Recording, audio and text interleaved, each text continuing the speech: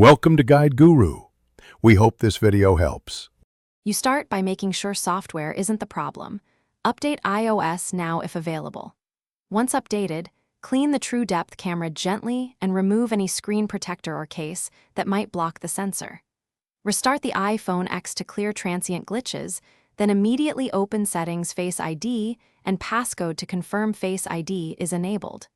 Make these first moves quickly so you can test right away. They resolve most simple hardware and software conflicts before deeper fixes.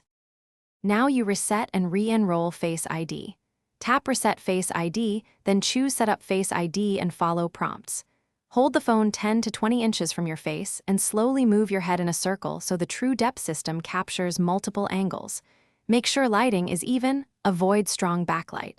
Once the first scan completes, perform the second scan.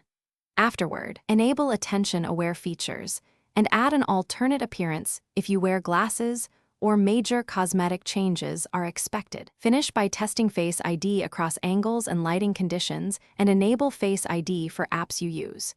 If recognition is inconsistent, toggle Face ID off and on for specific app access and require attention settings to improve reliability.